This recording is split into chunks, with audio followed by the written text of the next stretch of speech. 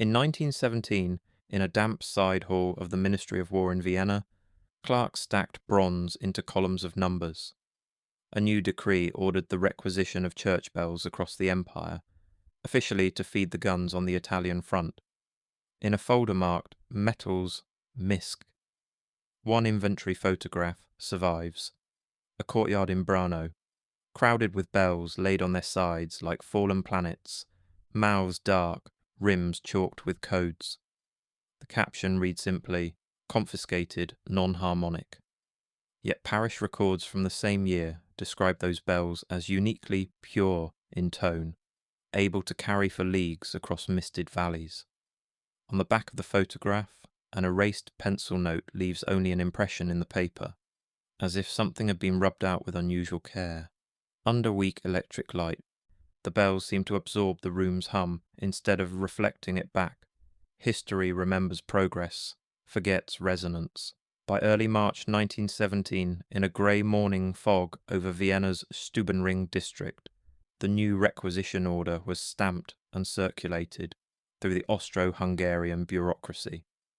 It framed bells as strategic bronze reserves to be removed from churches and town halls from Galicia to Trieste.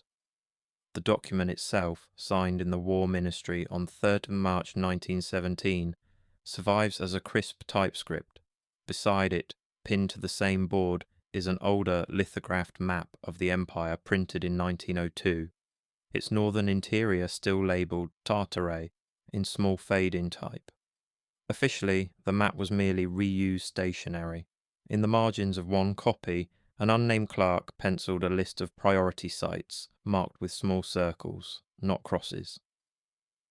Many are cathedrals and municipal towers, but several refer to modest belfries on remote hills.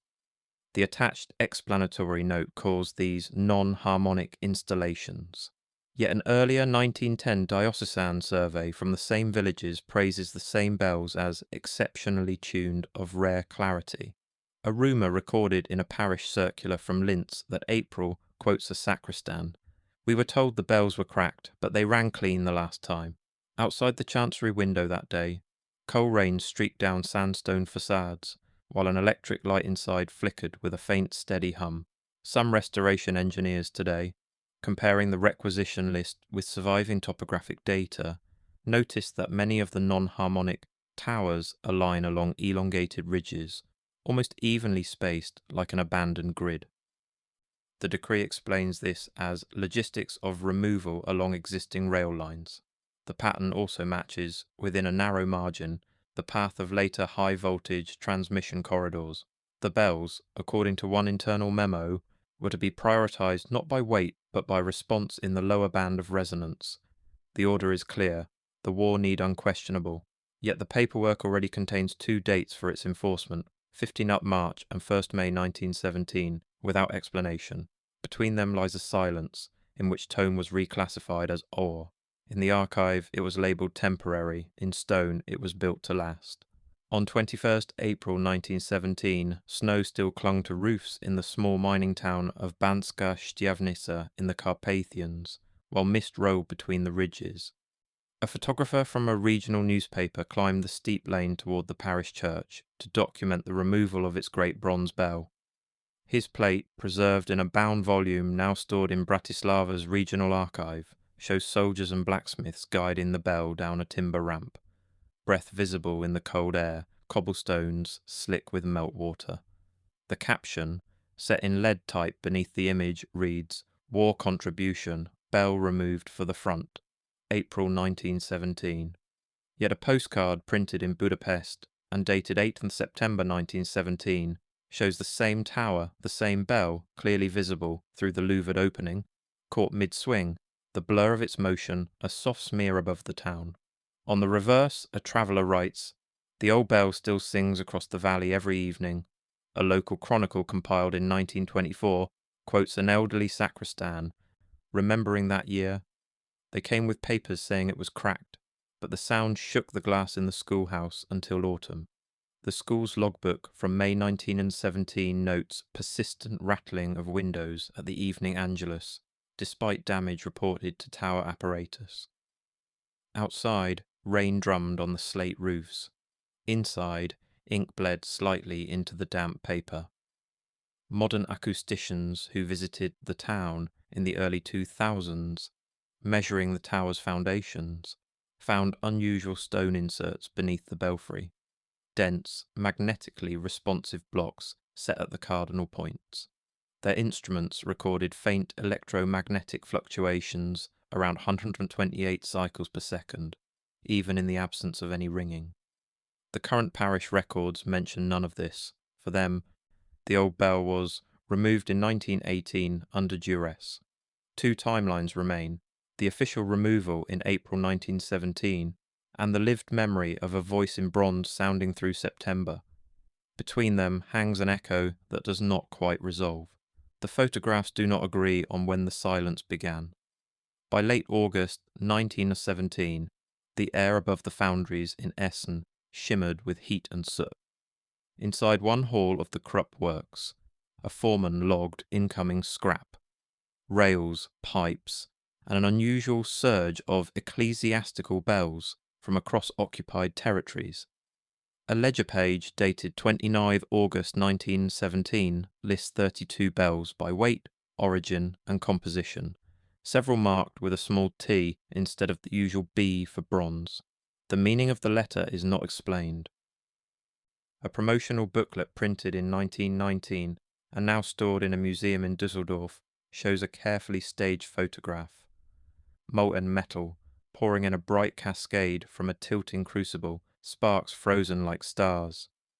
The caption declares, "From bells to guns, every ounce for victory." No individual objects are visible, only the glowing flow. Yet a private letter from a machinist written on 1st September 1917 describes another detail. Some of the big ones did not ring when struck. They seemed to swallow the hammer blow. The men joked that they were dead bells. In the same period, a chemist from the works conducted an internal analysis of selected samples. His report, misfiled under experimental alloys and dated 17th of July 1917, 6 weeks before some of the bells supposedly arrived, notes anomalous ratios of tin to copper and traces of silver and an unidentified paramagnetic inclusion. He writes, in neat blue ink, "Resonance tests suggest an unusual persistence of vibration at low input energy. The foundry floor vibrated constantly as presses and rollers thundered. In that thick heat, any subtle hum would have been impossible to hear. Yet the chemist's notebook draws a small sketch of a bell profile, annotated with numbers that look less like musical intervals and more like frequency bands. Today, engineers recognize similar curves in the design of inductors and resonant cavities for radio transmitters. According to the official production accounts, every bell taken in was melted and transformed into artillery. But the weight balance across several months shows a discrepancy, more bronze recorded as arriving than shells or machinery account for. The missing tons are explained away as process loss. In the archive, it was labelled temporary. In stone, it was built to last. At the end of the war, only the guns were remembered. The precise way those bells had once carried sound across distance was not. On a cold January afternoon in 1956, in a quiet reading room of the Prague Archdiocesan Archive, an archivist sorting wartime records opened a thin, cloth-bound ledger labelled Campaign 1916-1918. Dust rose in a faint cloud as the cover creaked. The entries listed churches, bell dimensions, weights, and dates of removal, all in cramped handwriting. Along one page, dated 14th June 1917, several bells from Moravian villages are marked not only with weights, but with a column headed T-index. Every value in that column has been carefully erased, only the pressure marks remain, visible when light rakes across the paper at a shallow angle. The archivist noted in a discrete pencil line at the bottom margin, "Secondary erasure, purpose unclear." Outside, snow pressed against stained glass. Inside, the hum of a microfilm reader filled the silence. Cross-checking with a 1912 Bell Founders catalogue from Brno, preserved in another folder, the archivist found engravings of the same bells. The catalogue praises them for exceptional harmonic alignment with regional tower series, a curious phrase suggesting that multiple towers were tuned together. Yet the wartime ledger categorizes them as non-harmonic, eligible for requisition. The same bell is simultaneously described as perfect and flawed. A rumour preserved in an unsigned note tucked into the ledger claims villagers said the bells could speak across valleys without wind. Another line, half crossed out, adds, "We were instructed not to measure those." No signature, no official stamp, only graphite smudged by decades of handling. Modern researchers, digitizing the page in 2009, enhanced the erased column with oblique lighting and discovered that the T-index values cluster around numbers that correspond, by coincidence or design, to known low-frequency bands used in contemporary power grids. The alignment could be accidental, the numbers might refer to something entirely different. The date at the top of the ledger page reads 4 June 1917, yet an ink blot partially obscures a previous date beneath, which under infrared imaging looks like 1915. The entry appears to have been overwritten. 2 chronologies, 1 page. One describes ordinary requisition, the other, half effaced, hints that certain bells were evaluated by a different standard. The script of war passes over an older notation, almost but not completely erased. In late October 1917, a military photographer documented the requisition of metal in the Baltic port city of Riga. The official glass plate, now held in a defense archive in Berlin, shows a wide cobbled square under low, clouded light. Soldiers stand beside stacked cannons and scrap iron, while in the background rises the city's main Lutheran church tower. The caption on the archive sleeve, typed decades later, states, "Bells already removed, October 1917."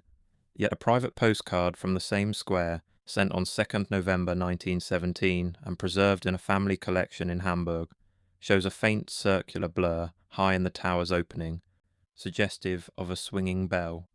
The sender writes, "At 6 in the evening the great bell still shakes the air. The Russians left, but the sound remains."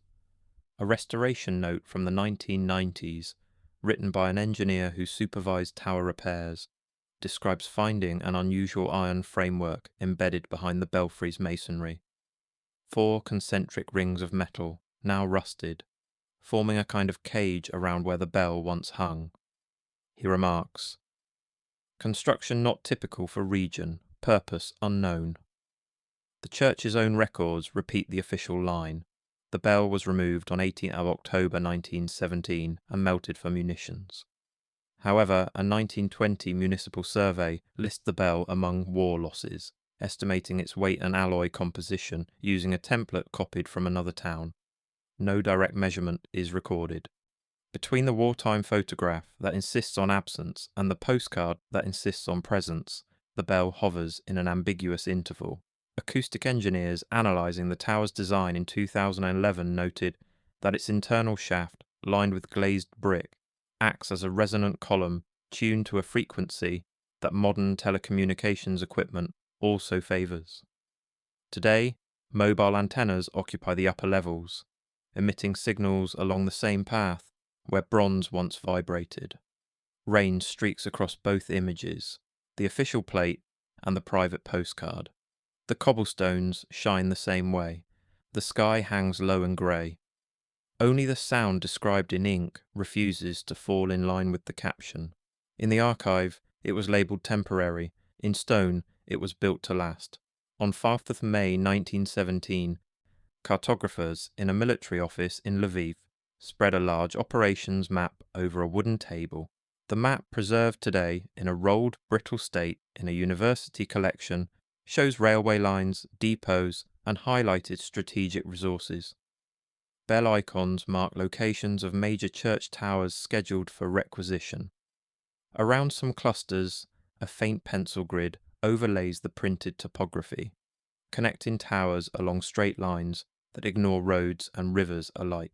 The legend in the lower corner, added in ink later that same month, explains the grid as collection routes. Yet the lines cut across mountain ranges without regard to gradients, and a separate set of internal notes, dated 1893 and pinned to the map's edge, lists acoustic ranges of principal towers in kilometres, as if measuring broadcast coverage. A travel diary from a Polish engineer passing through the region in 1901, discovered in a private estate sale and now cited by fringe writers, mentions standing on a hill near Przemyśl and hearing a strange chorus of distant bells answering one another along the valley as if in sequence. He adds, locals say the towers speak on certain days and that messages can be carried when the air is clear. Mainstream historians regard such accounts as folklore. Still, the coincidence between the hill the engineer mentions and a node on the 1917 requisition map is striking. Modern researchers overlaying the wartime map with satellite imagery noticed that many of these lines align roughly with later high-tension power corridors and early radio relay routes established in the 1920s and 1930s.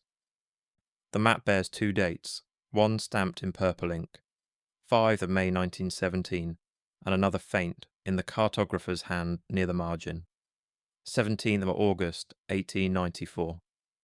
The paper is the same, only the ink differs. It appears an older acoustic survey was repurposed for war logistics. Outside that office in 1917, spring storms rolled over the city, thunder muttering behind the clouds. Inside, the map remained flat and silent, yet the lines across it suggested a different empire, a network of tones and distances that official history never named, later folded into the vocabulary of electricity and radio. On a warm evening in late June 1889, during the Exposition Universelle in Paris, crowds gathered in a pavilion near the Champ de Mars, where a demonstration of wireless signalling was advertised. The official programme, preserved in the exposition archives, describes electromagnetic experiments, induction coils, and sparks. Tucked between these displays stood a polished bronze bell mounted inside a wooden frame, its surface engraved with a pattern of interlocking arches more reminiscent of Central Asian ornament than French design. A photograph taken on 28th June 1889 by a visiting Austrian engineer, later found in his estate papers in Graz, shows the bell clearly. Wires run not to a hammer, but from its crown to a bank of mysterious coils. The caption he scrawled beneath reads, "Bell used as resonator, audible only at distance." He notes in his journal that the bell did not seem to move, yet observers under a metallic canopy several hundred meters away reported hearing a clear note when the apparatus was activated. The official exposition catalogue printed that same year makes no mention of this bell. Instead, it lists the stand as a generic display on telegraphy. Yet a patent filed in 1890, referencing experiments conducted at the recent exposition, describes hollow metallic bodies of specific curvature used to amplify and project oscillatory phenomena through the atmosphere. Under gaslight, the pavilion must have hummed with the crackle of coils and the murmur of visitors. The bell's surface, according to the engineer's notes, was warm to the touch, as if it had been ringing continuously. He adds one line that later writers linger on. The operator spoke of Eastern craftsmen who understood the old proportions. Modern acoustics labs, modelling the bell's profile from the photograph, suggest that its geometry would focus not only audible sound, but certain low-frequency vibrations associated with electrical discharge. Such a device could serve simultaneously as a literal bell and as a component in a primitive broadcasting system. The date on the engineer's photograph fixes this scene almost 3 decades before the 1917 requisitions. Yet when researchers compared the engraved patterns on its rim with surviving rubbings from bells removed in Galicia, the motifs matched in unsettling detail. In the archive, it was labelled temporary. In stone, it was built to last. On a bitterly cold morning on 12th February 1895, frost etched patterns on the windows of a meteorological institute on Vasilievsky Island in St. Petersburg. Within the courtyard stood a small brick tower, capped not by a cross but by a copper dome, surmounted with a slender spire. A logbook entry from that date records routine barometric readings, wind direction, and an experiment labeled simply Resonance Test Number 3. The test involved a medium-sized bronze bell, cast decades earlier in a Siberian foundry, whose old catalogues refer to the region as East Tartary. Rather than hanging in a church, the bell was bolted horizontally inside the tower beneath the dome. Wires ran from its crown to instruments in the adjacent laboratory. A junior assistant, whose initials appear as MP, noted no audible sound, but needle vibrates when dome is struck by static discharge. Later official histories of Russian science mention the Institute's role in early atmospheric electricity studies, but omit any reference to bells. Yet an archival photograph, dated 1897, stored in the Russian State Hydrometeorological Archive, shows the tower interior. The bell is visible, at rest, its mouth aligned with a narrow slit in the brickwork. Light falls through drifting dust, illuminating a faint patina, where countless microvibrations may have passed. In the 1920s, during renovations documented in a construction report, the bell was removed and transferred for religious use. No receiving parish is listed. The tower was repurposed to hold radio antennas. By the 1950s, the building had become a node in a communications network spanning the Soviet Union. Modern visitors standing in the courtyard report a subtle auditory illusion. Distant traffic along the Neva embankment seems to gather and separate in waves as if modulated by some unseen cavity. Sound measurements detect a persistent resonance in the low frequency range, amplified when storms gather over the river. The exact date of the bell's original installation in the tower is uncertain. Some notes suggest 1873, others 1881. The contradictions erase a clear beginning, leaving only a defined end. Between meteorology and radio, between bronze and copper, the tower served as something else as well, a missing link in a chain of structures that treated air, stone, and metal as parts of the same instrument. On 9th of September 1903, as the sun set over the steppe near Omsk, workers along the new Trans-Siberian Railway raised a wooden signal tower. A company photograph, preserved in a railway museum in Novosibirsk, shows a lattice frame with a small shelter at its peak.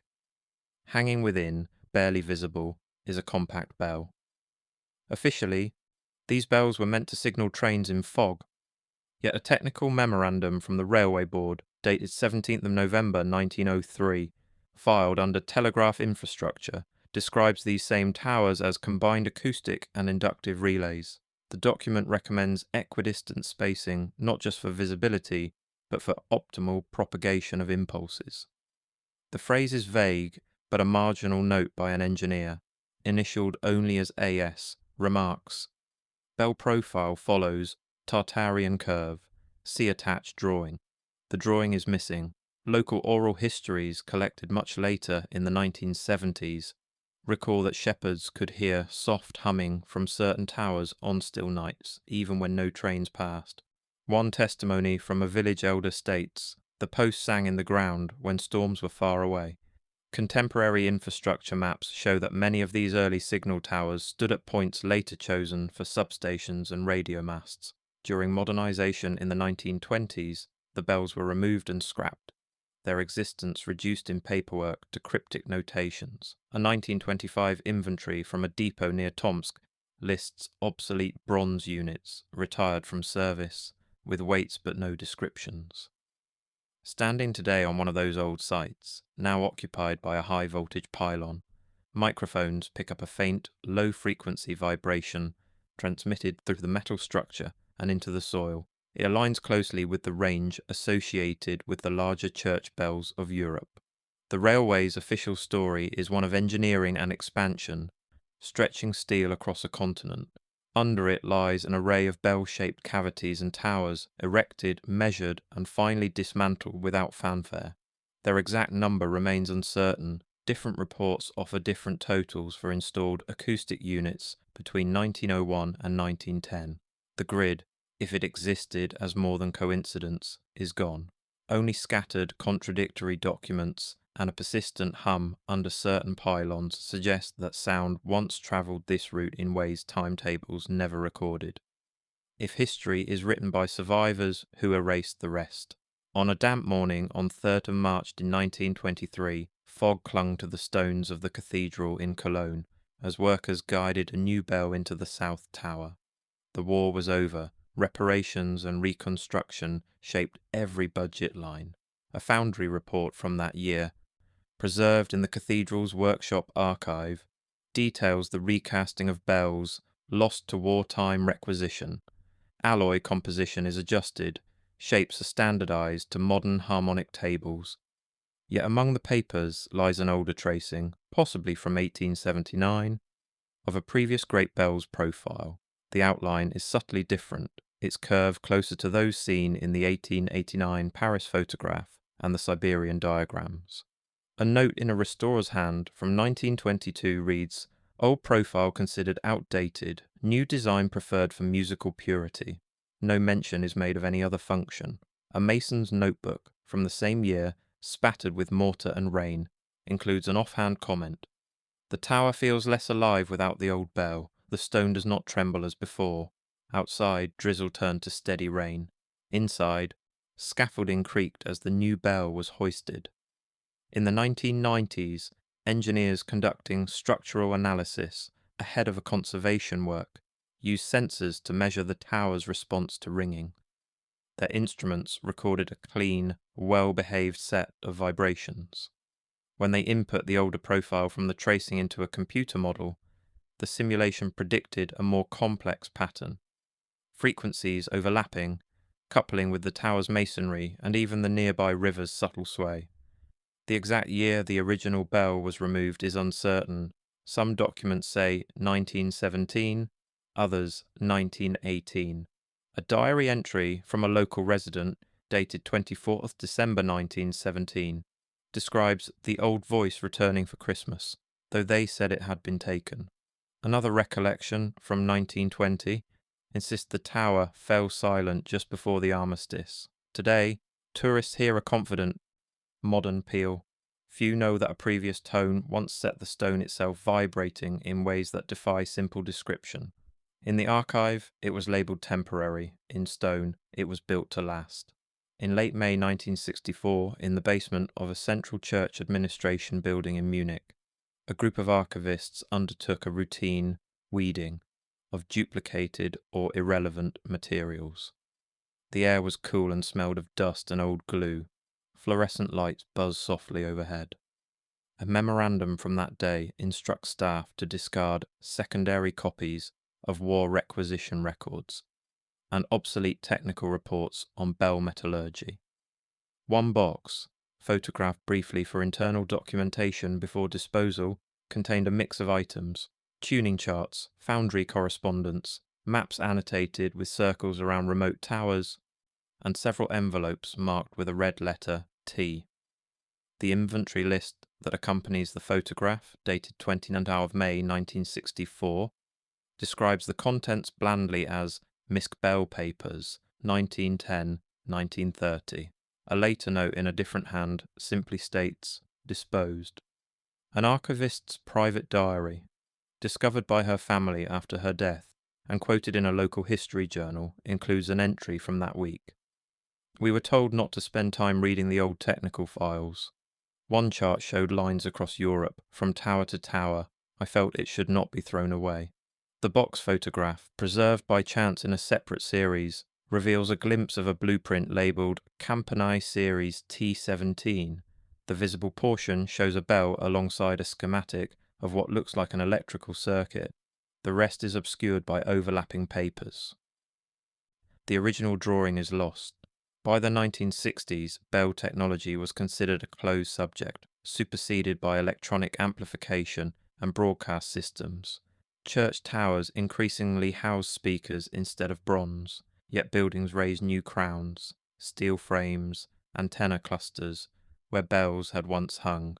The physical silhouette changed little, the function quietly shifted. The date on the disposal memo is precise. The dates on the lost documents are not. Some are stamped 1917, others typed in the 1920s, a few handwritten without year. Their removal compresses decades of experimentation into a single act of erasure. In the silence left by shredded paper, the hum of fluorescent light seems louder. If certain bells once formed part of a continent-scale instrument, the score was pulped on an ordinary spring day in the name of efficiency. If history is written by survivors, who erased the rest? On 14th October 2003, in a modest restoration workshop near Krakow, a team of conservators examined a medium-sized bell recovered from a collapsed village church. The building, damaged by neglect rather than war, had been dismantled the previous year. The bell's inscription dated it to 1868. Its origin a foundry in a region then labelled West Tartaria on certain obsolete maps. Under bright halogen lamps, the metal showed an unusual, almost iridescent patina. Standard tests were performed. When suspended and struck lightly with a padded hammer, the bell produced a tone that microphones recorded as unusually stable with minimal decay. Yet spectral analysis software refused to resolve the note into the expected harmonics. A technician wrote in his log, "Fundamental clear, secondary peaks anomalously dense, software unable to assign pitch class." A note from 1917, found tucked inside the bell's wooden yoke, complicated the picture. Written by a local priest and dated 9 August 1917, it reads, "They came with papers to take you, but the tower shook and they left saying this one is unsuitable." The quotation marks around unsuitable are carefully drawn. The restoration team tried to calibrate their equipment using the bell as a reference. Each time, the baseline drifted. Other instruments in the room picked up a low, almost inaudible, vibration around 128 Hz, persisting long after the strike. The workshop's fluorescent tubes flickered faintly in sync with the measurements. Outside, autumn rain tapped steadily on the window glass. Today, the bell hangs in a museum exhibit, labelled as an unusual regional casting. The plaque mentions its resistance to requisition in 1917 as a curiosity, nothing more. Visitors read the note, listen to a brief audio sample through headphones, and move on. Few notice that the recording carries a faint mechanical hum beneath the main tone, like distant transformers on a wet night. The museum's catalogue records 2 dates for the bell's retirement, 1917, in reference to the failed requisition, and 2002, when the church finally collapsed. Between those numbers lies nearly a century of unremarked ringing, in which the bell may have continued to participate in a system no one officially acknowledged. In the archive, it was labelled temporary. In stone, it was built to last. On a cool evening on 17th September 2021, in a central square of a European city whose skyline is crowded with towers, a camera crew set up to film a documentary segment about urban soundscapes. Church spires, telecommunication masts, and glass office blocks shared the same air. The old bronze bells had mostly been replaced by loudspeakers. Some towers were entirely silent, their belfries bricked up. As the crew tested audio levels, their equipment picked up a low-frequency pulse not clearly traceable to any source. It was not traffic, not subway, not wind. The sound engineer, scanning with directional microphones, noticed that the pulse grew stronger when pointed toward a cluster of older masonry towers, their stones darkened by time. Several of these had once housed bells removed in 1917. Municipal records in the city archive confirmed the dates. Later that night, reviewing footage in a quiet editing room, the director paused on a shot that framed 2 church towers and a modern cellular antenna array in the same line. Neon light flickered in a nearby tram stop. The soundtrack carried the same subtle hum as in the square. On a whim, an assistant overlaid a digitized copy of the 1917 requisition map of the region. The pattern of confiscated bells and the present locations of major transmission sites did not match perfectly, but the echoes were undeniable. A marginal note in a city planning file from 1993, written by an engineer during the siting of a new broadcast mast, remarks, Best signal from the ridge historically used for processions and bell walks. The phrase suggests a memory of routes along which sound once moved through space with intention. Officially, Tartaria exists only as an obsolete label on old maps, a vast, vague territory folded into newer nations and narratives. Bells confiscated in 1917 became guns, scrap, or anonymous recast metal. Any suggestion that they once formed part of a deliberate acoustic or electromagnetic network remains speculative, unproven, and unwelcome in serious historiography. Yet stone grids still stand, aligned towers, domes with concealed cavities, spires that now host antennas instead of bronze. The hum recorded in the square continues, indifferent to interpretation. If history is written by survivors, who erased the rest? Somewhere between the last toll of a vanished bell and the steady drone of a transformer, a pattern persists, barely audible, like a reel that keeps turning after the projector's light has gone dark.